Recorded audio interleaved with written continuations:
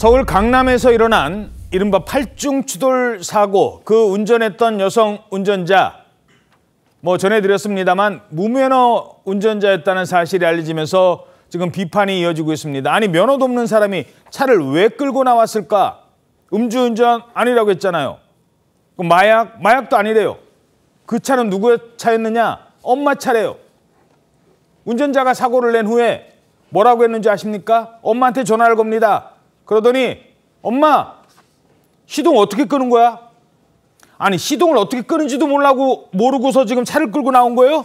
너무나 충격적인 말이죠. 도대체 시동을 켜서 운행을 해야 되는 건데 시동을 끄는 줄도 모르는 사람이 차를 몰고 송파에서 강남까지 10km 넘게 운전을 했으니 이런 팔중추돌 사고까지 내지 않았나는 생각이 듭니다. 지난 2일 오후였습니다. 강남역 인근 도로에서 20대 여성이 무면허로 운전하다가 팔중추돌 사고 일으키는 모습 지금 보고 계신데요. 뉴스원 보도에 따르면 당시 여성을 제지한 시민이요, 여성한테 빨리 나오라고 손짓도 하고 말도 몇 번씩이나 했다고 합니다. 예. 그런데 이 여성이 자의로 사고를 일으키고 나서 내린 게 아니에요. 심지어 시민이 브레이크를 밟고 차를 세웠거든요. 그렇죠. 저분이 들어가서 자 내리세요 하니까 안 내리는 거예요. 계속 안에서 버티고 있는 거예요. 그래서 저분이 발을 차 안에다가 집어넣어서 브레이크를 밟는 겁니다. 저 끌려 나온 거 봐요, 저거. 그러면서도 지금 계속 이동을 하려고 하고 있는 상황인 거잖아요. 그런데 그때 누군가한테 전화를 하고 있었다는 거예요. 저때 전화를 있었어요, 맞아. 전화를 하면서 문을 닫으라고 얘기를 했다는 거예요, 이 시민한테. 그런데 이 전화 통화 상대가 누구였느냐? 바로 엄마였다고 합니다. 언론을 통해 공개된 여성과 엄마의 통화 녹취에 따르면 여성이 굉장히 다급한 목소리로 차 박았어, 어떻게 엄마, 10대 박았어, 이렇게 얘기를 합니다. 그랬더니 엄마가 건드리지 말고 시동 꺼, 이렇게 대답을 하니까 이어지는 그 황당한 답변, 시동 끄는 거 모르겠어, 어떻게 꺼, 이렇게 얘기를 했다는 거예요. 시동 끄는 거 몰라? 어떻게 꺼요? 이렇게 물어봐요? 그렇습니다. 그런데 경찰 조사에서 이 여성이 시동 끄는 법도 모르는 이 여성이 이전에도 여러 번 면허 없이 엄마 차를 몰면서 운전을 한 적이 있다라는 취지로 진술을 했던 거예요.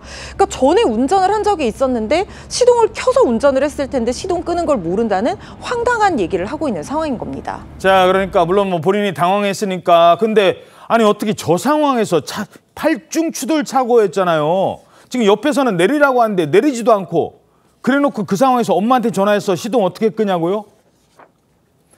가해 운전자가 엄마 집에서 자기 집까지 차를 끌고 가다가 이런 사고가 난 겁니다. 게다가 저 차 엄마가 열쇠 줬겠습니까? 엄마 차 몰래 끌고 나온 거라고요. 그렇다고 합니다. 그러니까 엄마는 애초에 그 딸한테 택시 타고 가라 라고 얘기했는데 그 말을 듣지 않고 몰래 엄마 차를 끌고 나갔다는 겁니다. 당시 어머니가 언론사를 통해서 한 그 상황 설명에 따르면 현관문이 열려 있길래 내려가 봤다고 합니다. 내려가 봤더니 이미 딸이 차를 끌고 나가 버렸더라라고 해서 엄마가 딸한테 전화를 했다고 합니다. 차를 당장 세워라, 비상등을 켜고 차 키를 빼고 무조건 서 있어라 라고 얘기를 했다는 거예요. 근데 딸이 나 운전할 수 있어 라고 대답하면서 주행을 계속 이어갔다고 합니다. 자, 엄마가 말렸는데 왜 그렇게 운전을 한 거예요? 네, 경찰에 확인해 봤는데요. 이 20대 운전자는 경찰 조사에서 이삿짐을 나르려고 했다, 이런 진술을 했다고 합니다. 이삿짐? 네, 짐을 들고 대중교통 타기 힘드니까 직접 운전해서 집에 가려고 했는지는 모르겠는데요. 이런 무면허 딸은 엄마 집에서 차를 몰고 나오다가 유아차를 밀고 가는 행인을 쳤고요. 일단 거기서 한번 사고를 낸 거예요. 네, 송파구에서 한번 사고를 내고 그리고 이어서 강남구로 와서 팔중 추돌 사고까지 냈습니다. 가해 운전자의 어머니는 내가 자식을 잘못 가르쳐놔서 이런 상황이 생겨 죄송하다, 죄송한 마음밖에 없다, 이렇게 전했습니다. 엄마 몰래 차 끌고 나와서 지금 유아차 몰고 가는 행위를 이미 쳤어요. 그래놓고 송파에서 지금 저 강남까지 온 겁니다. 이 철없는 운전자 구속심사가 있었습니다. 사고 내고 왜 도주했습니까? 신경안정제 복용한 게 맞나요? 피해자한테 하실 말씀 없습니까? 의사 처방받아서 복용한 거 맞나요? 자, 결국 운전자는 구속이 됐습니다. 약물 때문이다, 평소 무슨 약을 먹었다 그랬는데 음주운전도 아니고 마약 운전이 아니라 하더라도 저런 운전도 구속이 되는 거군요. 그렇습니다. 재판부는 도망할 염려가 있다, 그리고 도망할 염려가 있다고 하면서 구속영장을 발부했습니다. 하지만 약물 관련해서는 현재 정밀검사 중입니다. 사실 음주운전은 음주 측정을 거부하기만 해도 처벌 규정이 있습니다. 거부하게 되면 음주 측정 거부죄로 1년 이상 또는 5년 이하의 징역이나 혹은 500만 원 이상 2천만 원 이하의 벌금에 처해질 수 있도록 법정형이 정해져 있는데 사실 여기서 음주 또는 약물의 영향으로 정상적인 운전이 곤란한 상태에서 운전을 하다가 사람을 다치게 하면 특가법상 위험운전치상죄로 처벌될 수도 있습니다.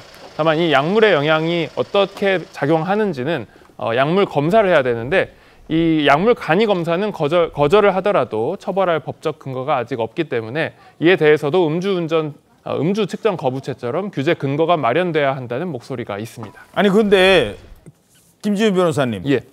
이분은요 약물을 따지기 전에 면허 자체가 없는 사람이에요. 운전을 해서는 절대 안 되는 사람이에요. 근데 뭐 이거 뭐 위험운전치상 뭐 이런 것처럼 좀 엄하게 처벌 못 하나요? 음주운전보다도 면허 없는 사람은 그냥 흉기 들고 도로를 활보한 거잖아요. 그렇습니다.